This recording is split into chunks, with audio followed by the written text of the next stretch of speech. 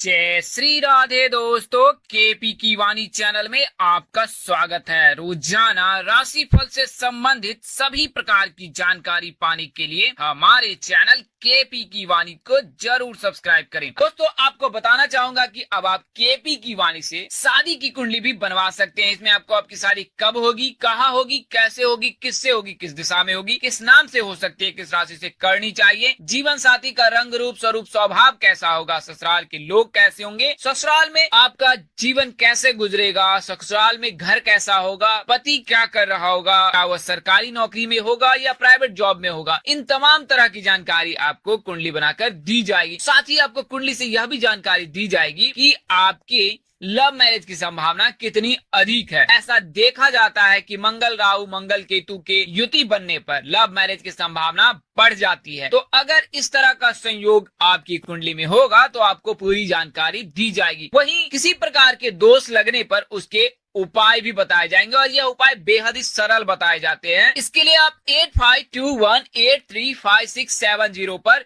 WhatsApp message अथवा phone कर संपर्क कर सकते हैं। नंबर एक बार और दोहरा देता हूँ, 8521835670। अगर जल्दबाजी में नंबर निकल गया है तो आप स्क्रॉल करके नीचे आए और डिस्क्रिप्शन बॉक्स में आराम से नंबर नोट कर सकते हैं। संचार के सभी माध्यमों से आप केपी की वाणी से जुड़ सकते हैं। अगर आप कॉन्फिडेंशियल रहना चाहते हैं या चाहती हैं, अगर आप चाहते हो कि आप अपना नंबर शेयर ना करें तो आप kpkiwani@gmail.com पर मेल के जरिए भी संपर्क कर सकते हैं। अन्यथा आप kpkiwani.blogspot.com पर विजिट करें और वहां आप कुंडली से संबंधित जानकारी प्राप्त कर सकते हैं। आपको बताना चाहूंगा कि जिन जातकों की शादी तय हो चुकी है वे अपनी कुंडली मिलान अवश्य ही करा ले। इससे शादी उपरांत आपके वैवाहिक जीवन की जानकारी प्राप्त हो जाएगी कि विवाह उपरांत आपका वैवाहिक जीवन कैसा गुजरेगा। नारी दोष, भकुर दोष और मांगलिक बलि होने पर शादी नहीं करनी चाहिए। शास्त्रों में निहित है कि भकुर दोष अगर लग जाए तो फिर संतान प्राप्ति नहीं हो पाती है। यानी कि अगर भकुर दोष 6-8 का लगता है या 9-5 का लगता है या 12-2 का लगता है तो ऐसी स्थिति में किसी प्रकार की समस्या आपको विवाह उपरांत आ सकती है। नारी दोष लगने पर भी तलाक की बात हो सकती है। यानी कि अगर नारी दोष लग जाए तो शादी बिल्कुल ही ना करें। अगर करे भी तो उसके उपाय करने के बाद ही करें। शास्त्रों में उसके उपाय भी बताए गए। हालांकि यह दोष पूरी तरह से खत्म नहीं होता है, लेकिन इसके प्रभाव को कम किया जा सकता है। तो आप भकुर दोष के प्रभाव को कम कर सकते हैं, नारी दोष के प्रभाव को कम कर सकते हैं। मांगलिक बलि होने पर, मांगलिक होने पर जातक के आपको मांगलिक जातक से ही विवाह करना उचित माना जाता है। तो मांगलिक बलि जो है वो कुंडली में बताई नहीं जाती है। तो आप पहले जातक की कुंडली ज्ञात कर ले कि उस कुंडली में जातक मांगलिक तो नहीं है, इसके बाद ही मिलान करवाए। क्योंकि कुंडली मिलान में यह जानकारी नहीं मिलती है कि जातक मांगलिक है अथवा अमांगलिक है। तो अगर आप मांगलिक, नारी दोष और भकुर दोष से मुक्त हैं और दोनों आपका और आपके जीवन साथी का दोनों की कुंडली अगर इन चीजों से मुक्त है तो विवाह आप कर सकते हैं। इसके लिए आप अपने नजदीक के किसी प्रकांड पंडित अथवा ज्योतिष से संपर्क कर सकते हैं।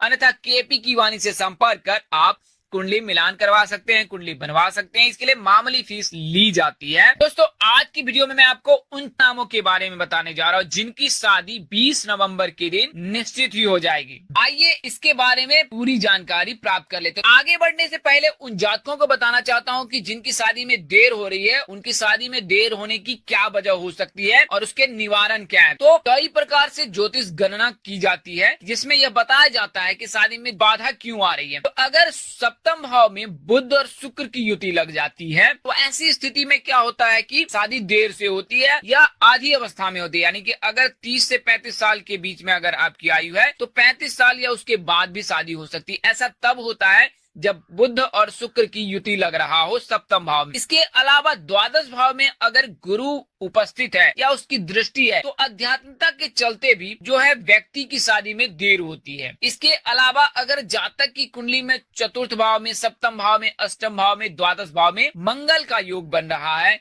यानी कि अगर जातक मांगलिक है तो मांगलिक रहने पर शादी बहुत देर से होती है। कई अवसर पे जातकों की शादी 37 वर्ष तक नहीं होती है। तो ज्योतिषों में ऐसा माना गया है कि मांगलिक रहने पर जातकों की अधिकतम आयु शादी की वो 37 वर्ष है। तो यानी कि अगर आपकी आयु 37 वर्ष के आसपास है और शादी नहीं हुई है तो आप विचलित ना हो, क्योंकि ऐसा है कि मंगल का प्रभाव जो है 37 वर्ष तक तो रहता ही है, यानी कि उसके बाद भी रहता है किंतु शादी से संबंधित जो प्रकार की बाधाएं हैं वो स्वतः समाप्त हो जाती है। किंतु इस समय में भी यह ध्यान रखना चाहिए कि मांगलिक जातक से ही विवाह करें आप, उसके उपरांत ही आपका वैवाहिक जीवन शुभ और सुखमय गुजरेगा। अन्यथा अगर आप अमांगलिक जातक से विवाह करते हैं तो अगर 12वें भाव में मंगल प्रबल है या बली है तो आपके पार्टनर को स्वास्थ्य संबंधी परेशानी हो सकती है, उनकी आयु छीन हो सकती है।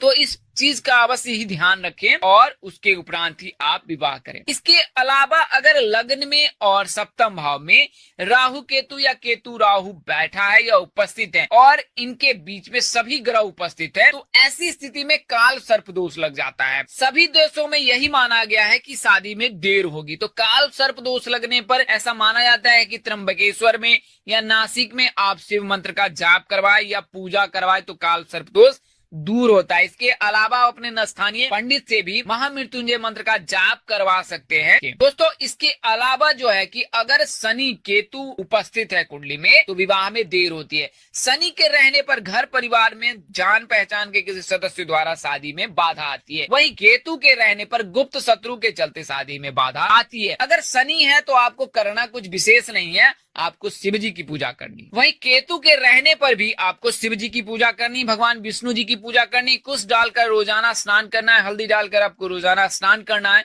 ये सब सरल उपाय है। लड़कियां उत्तर पश्चिम दिशा में सिर रखकर सोएं और लड़के पूर्व दिशा में सिर रखकर सोएं। इससे जो है शादी में आ रही बाधाएं दूर होती है। तो आप इन उपायों को जरूर ही करें, अन्यथा आप अपनी कुंडली केपी की वाणी से जरूर दिखवा लें और जानकारी प्राप्त कर लें। तो आगे बढ़ते हैं और आगे आपको उन नामों के बारे में बताते हैं जिनकी शादी के योग 20 नवंबर के दिन प्रबल है, यानी कि उस दिन शादी हो ही जाएगी। पहला नाम अक्षर जो है वो एस से है। तो एस यानी कि कुंभ राशि। कुंभ राशि के जो राशि स्वामी है वो शनिदेव है और इनके आराध्य देव भगवान शिव जी हैं, यानी कि शिव जी और शनिदेव की विशेष कृपा कुंभ राशि के जातकों पर बरसती है। तो गुरु के कुंभ राशि में प्रवेश करने से, जैसा कि आपको पता है कि 15 नवंबर को देव उठान एकादशी है और उस दिन से विवाह मुहूर्त का शंखनाद हो रहा है, तो उस दिन से ही विवाह मुहूर्त शुरू हो रहे हैं। इसके 5 दिन बाद यानी कि 20 नवंबर के दिन गुरु भी जो है वो कुंभ राशि में प्रवेश कर रहा है। इससे उनके मित्र राशि के जातकों के शादी के प्रबल योग बन रहे हैं। वहीं उन नामों के भी शादी के योग बन रहे हैं जो उस राशि से संबंधित हैं। एस अक्षर के जातकों के शादी होने की संभावना 101% है, कोई रोक नहीं पाएगा। अगर आप लव मैरिज भी करना चाहते तो आप अपने माता पिता से खुलकर बात करें, अपने जो पार्टनर है उनको भी खुलकर कहें कि आप अपने माता पिता से बात करो, एक दूसरे के माता पिता से मिले और अपने शादी से संबंधित जानकारी जो है उन्हें दे। यकीन माने कि कुंभ राशि के जातकों को इस साल 20 नवंबर के दिन आपके शादी के योग निश्चित ही बन जाएंगे। लड़कियां इस चीज का ध्यान रखें कि जब भी इस तरह की बात हो उस दिन बाल खुले रखे, पीले मैरून या लाल रंग के कपड़े पहने और लड़के इस दिन सफेद कपड़े पहने तो ज्यादा ही उत्तम होगा। शुक्र को मानकर, साक्षी मानकर, शिव जी को आराध्य देव मानकर और उनका स्मरण कर अगर आप इन चीजों को अपने माता पिता के समक्ष रखते हैं तो यकीन माने कि आपका काम बन जाएगा। किस नाम से प्रस्ताव आ सकता है? तो PRA नाम से शादी होने की संभावना अधिक है, यानी कि PRA नाम के जातकों से आपके 20 नवंबर के दिन शादी होने की पूरी संभावना है। अगला जो नाम अक्षर है वो द से शुरू होता है। द नाम के अक्षर के जो जातक होते हैं उनकी राशि मीन होती है और इनके राशि स्वामी गुरु हैं और इनके आराध्य देव भगवान विष्णु जी हैं। तो भगवान विष्णु जी और राशि स्वामी गुरु, इन दोनों के संयोग से, इन दोनों के आशीर्वाद से मीन राशि के जातकों के शादी के योग प्रबल बन रहे हैं। अगर आप पीला रंग का वस्त्र धारण करते हैं, पीले रंग से लगाव रखते हैं तो यह आपके लिए अधिक उत्तम होगा। गुरुवार का व्रत अगर आप करती हैं तो आने वाले 20 नवंबर के दिन यकीन माने आपकी शादी निश्चित ही तय हो जाएगी, उससे पहले ही तय हो जाएगी। सावन में ऐसा संयोग बन रहा है कि कोई ऐसा जातक आकर आपके विवाह संबंधी जानकारी आपसे शेयर कर आपके विवाह को तय करवा सकता है। आप उसे मध्यस्थ व्यक्ति भी मान सकते हैं। तो ऐसे व्यक्ति का आगमन होने वाला है सावन महीने में, जिनसे शादी के योग अवश्य ही बन जाएंगे। यह समय विवाह संबंधी मामलों में काफी शुभ रहने वाला है, सावन का महीना, और इसी शुभ के चलते आपकी शादी होने की संभावना नवंबर में प्रबल है। तो मीन राशि के जातकों के मांगलिक कार्य यानी वैवाहिक मांगनों में भाग्य का पूरा साथ मिल रहा है इस वर्ष, और सभी इंतजार की जो घड़ी है वो समाप्त हो जाएगी और आपकी शादी अवश्य हो जाएगी। तो 20 नवंबर के दिन आपकी शहनाई अवश्य बजेगी। इन 4 नामों के जो है मैंने आपको जानकारी दी है। अगर आप अपनी निजी जानकारी पाना चाहते हैं, जन्मदिन से पाना चाहते हैं तो कमेंट करें, और अगर कुंडली से पाना चाहते हैं तो आप संपर्क करें। आप अपनी कुंडली बनाएं और जानकारी प्राप्त करें। इस वीडियो में बताई गई जानकारी ज्योतिष, पंचांग, मान्यताओं, धर्म ग्रंथों से दी गई है। हमारा उद्देश्य महज आपको सूचना पहुंचाना, सूचना हेतु मिले। इसके अतिरिक्त अगर आप इनको मानते हैं, अपनाते हैं अथवा उपयोग करते हैं तो इसके आप स्वयं जिम्मेवार हैं। आप चाहे तो केपी की वाणी से संपर्क कर ले, अन्यथा आप अपने नजदीक के किसी प्रकांड पंडित अथवा ज्योतिष से संपर्क कर अपनी निजी जानकारी प्राप्त कर ले। दोस्तों, इस तरह की अन्य वीडियो देखने के लिए हमारे चैनल के डैशबोर्ड अथवा प्लेलिस्ट पर जाएं और अपनी राशि अनुसार वीडियो जरूर देखें। तो दोस्तों, आपको यह जानकारी कैसी लगी, लाइक कर, कमेंट कर, शेयर कर हमें जरूर बताएं। अगर आप मेरे चैनल पर पहली बार विजिट कर रहे हो, चैनल के कार्यक्रम आपको पसंद आए हैं तो आप सब्सक्राइब करना बिल्कुल ही ना भूलें। माता रानी की कृपा से आपके चेहरे पर हमेशा मुस्कान बनी रहे, आप सब परिवार स्वस्थ एवं सुखी रहे। आप सभी के प्यार और स्नेह के लिए आप सबको हृदय से धन्यवाद करता हूं। आप लोग इसी तरह हमारे साथ जुड़े रहे, इन्हीं शुभकामनाओं के साथ आपसे विदा लेता हूं। नमस्कार, जय श्री राम दोस्तों, जय श्री कृष्णा, जय माता दी, जय वाहिगुरु।